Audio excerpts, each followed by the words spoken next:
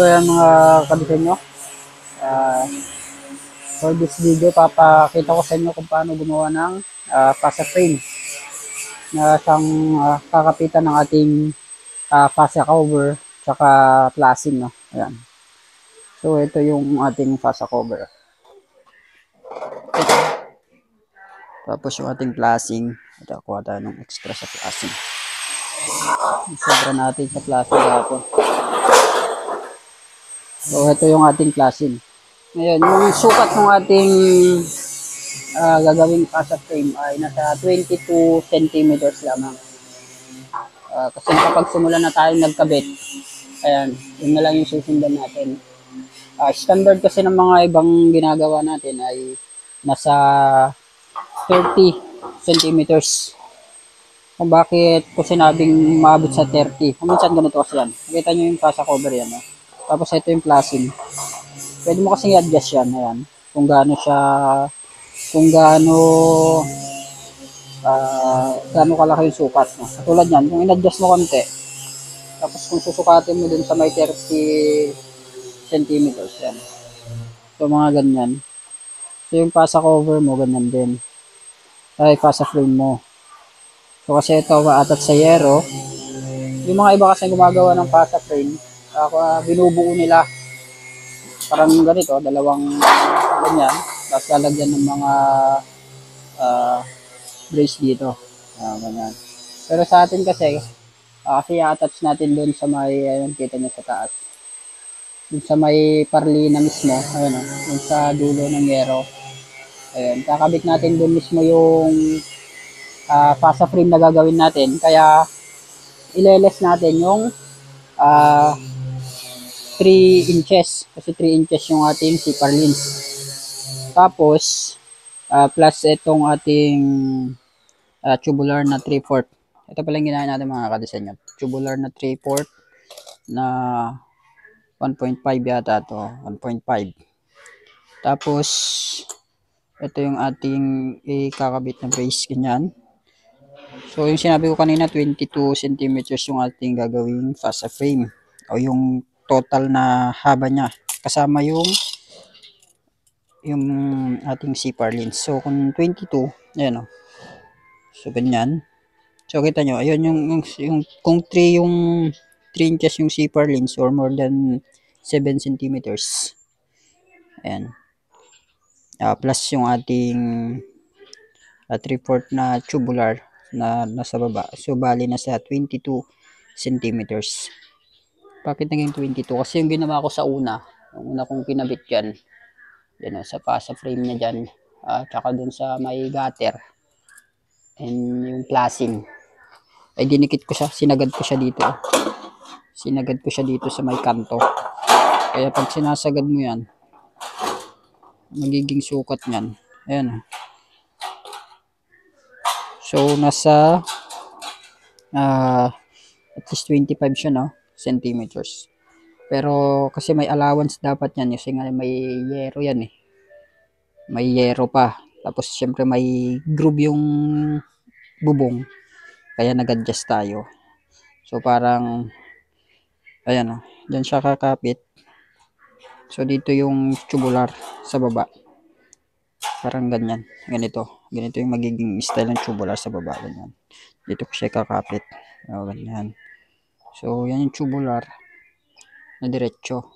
Tapos meron siyang frame or meron siyang brace hanggang dito na siyang kakapitan nung ating siyang i-attach natin sa may parlina. So parang dito part yung parlina, ay sakto tong ating sukat na to. Parang ganyan.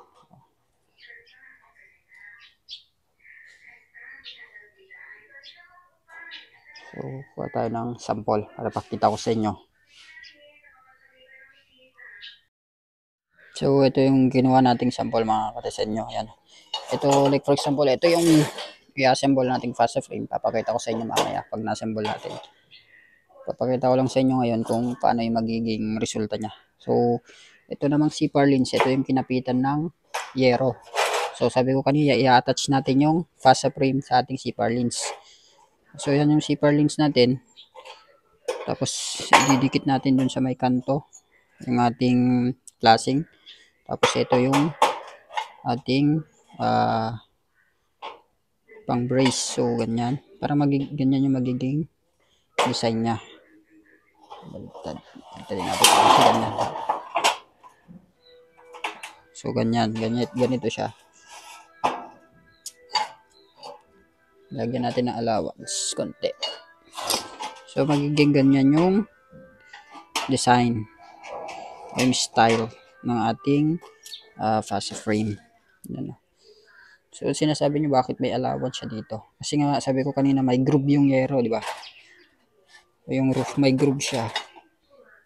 So dito dadaan yung groove kasi pag nag-groove yung yero dyan, yan yung allowance niya. Ayan. So ang total sukat niyan ay nasa 22. Ayan, 22 centimeters. Kasi yung ginawa ko kahapon ay sinagad ko siya sa 25. Medyo hirap akong ipitin yung sa mayero. So medyo bumukol yung ating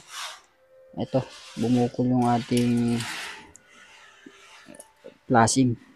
So ngayon, ayan, nag-adjust tayo konti. Ginawa lang natin na 22. So ayan, katamtaman yan. Di tayo hirap sa paglagay ng ating flashing. Tsaka hindi bubukol to yung flashing. So ayan. Okay, ulitin ko lang yung mga gagamitin natin. Siyempre meron tayong skwala para yung ating pagkat ng ating ito ay pantay. Hindi siya bangki-bangking kasi pag may bangking, magkakaroon siya ng hindi pantay na sukat. So may kailangan ng skwala, tapos yung ating pinagyan ng pangguhit, ito yung pinatulis natin na welding rod. Siyempre metro. At yung tayong sander o angular grinder. Ayan. So yun. Dito ko sa inyo paano natin gawin. Pag-ilid lang natin itong mga ginamit nating sample.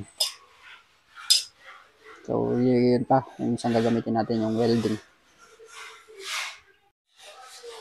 Ayan. Mag-cut muna tayo ng mga gagamitin natin pang brace. Kunin natin yung mga sobra nating tubular.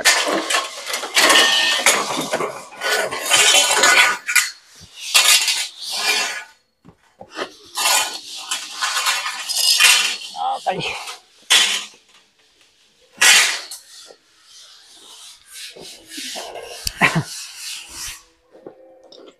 So yung ating ginawang panukat para pantay. So sinukat naman natin to. Okay. Nasa 12.5 centimeters. So ito yung gagamitin nating panukat na natin.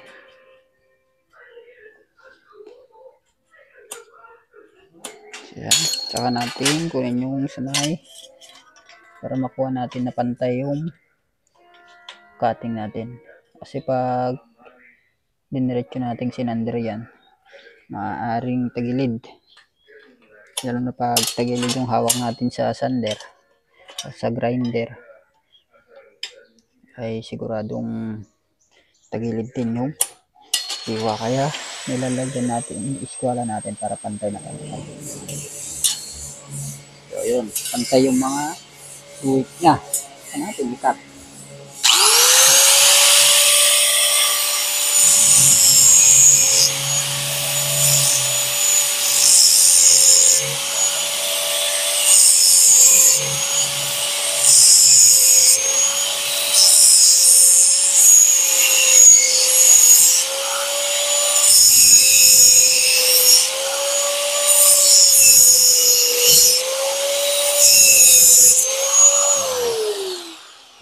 So, ayan, gawa lang tayo ng 6 na ganito para sa isang buong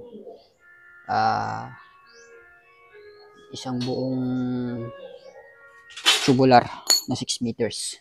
So, every 1 meter yung gap na nilalagay ko.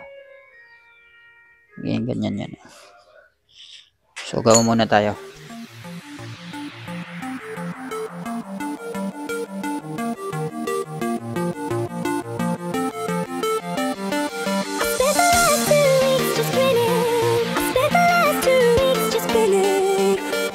Try to work you out is killing. Ever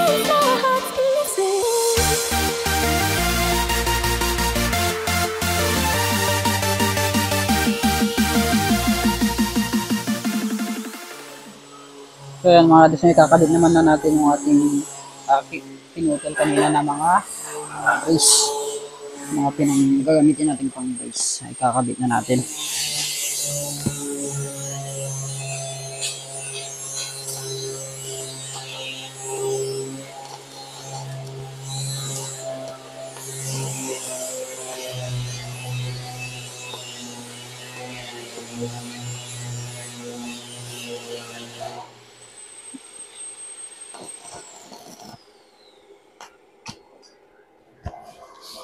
Ayan. So, sinukat na pala natin to kanina, no? Yung gap ng bawat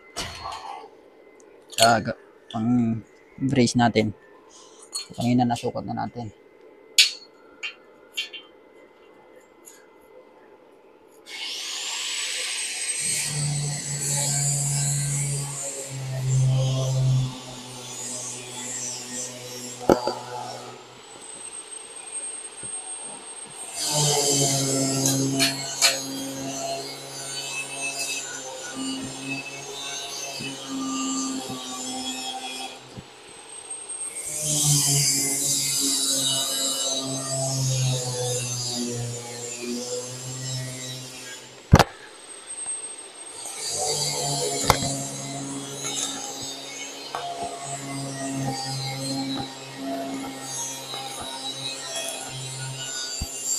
So, ayan mga design. So, yun ba pala ang ginagamit nila, channel bar, angle bar, tsaka flat bar. Yung mga ibang gumagawa ng fasa frame. Pero sa atin, gusto natin ng tubular. Kasi GI to, so mas maganda siyang gamitin. Kasi hindi basta-basta kinakapitan ng kalawang. Ang pipinturahan na lang natin dito ay yung mga nag-weldingan. Yung ang mga channel bar kasi saka flat bar mabilis kalawangin. Kasi gawa yun sa mga BI or black iron. Ito naman ang gawa to sa galvanized iron, kaya tinawag na GI. Yun.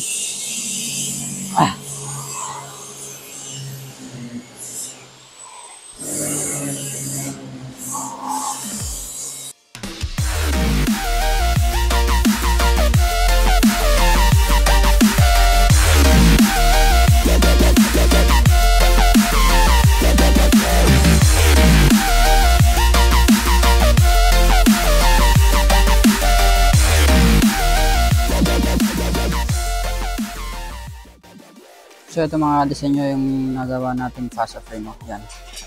Tulad ng sinabi ko, i-attach isang tubular lang ang nilagyan natin para sa baba kasi i-attach natin yun sa C-par lens na kinapitan ng yero.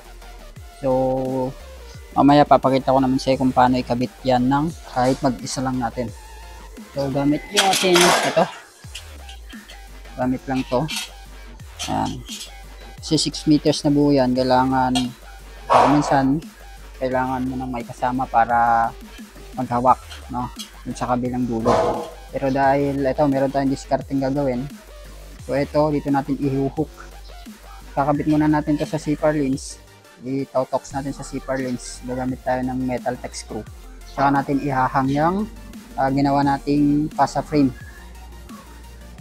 So yun, ikabit muna natin para makita nyo.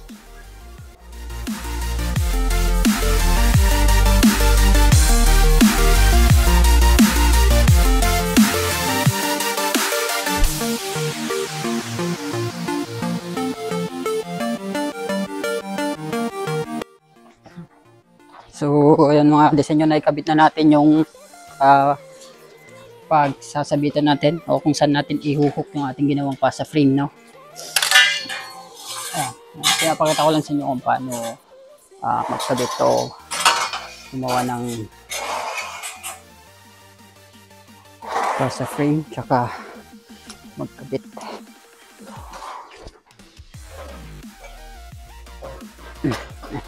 Ayan. Kabit ng kahit mag-isa mo lang. Medyo madali pa to kasi meron tong dati ng roof, no? Pero kung wala to, medyo mahirap. Pero ganoon pa rin diskarte. Lagay pa rin natin yung hook. Magaan lang naman to eh. Tubular lang to. Mas magaan to kaysa sa channel bar.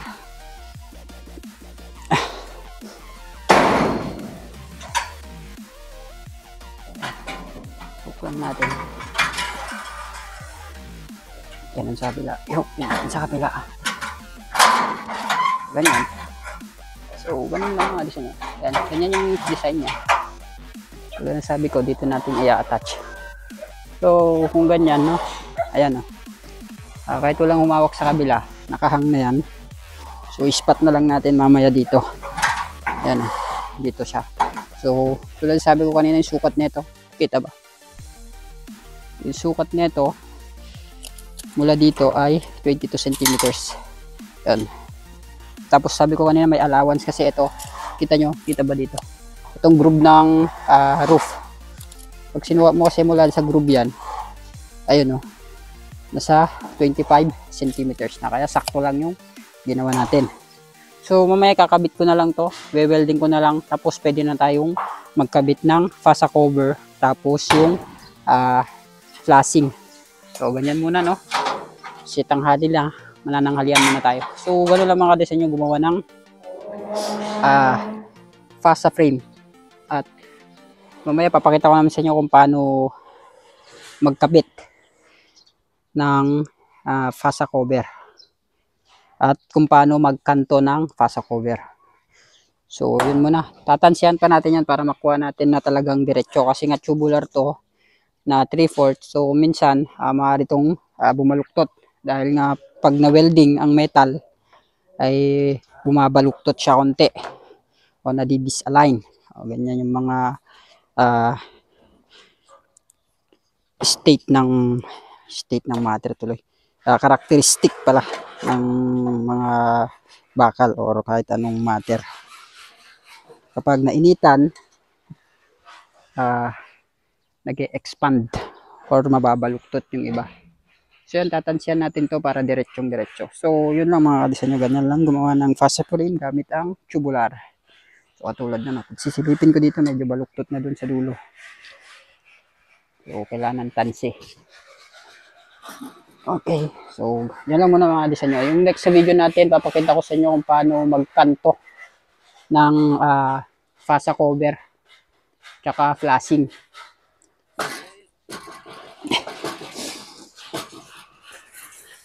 Okay. Ayan.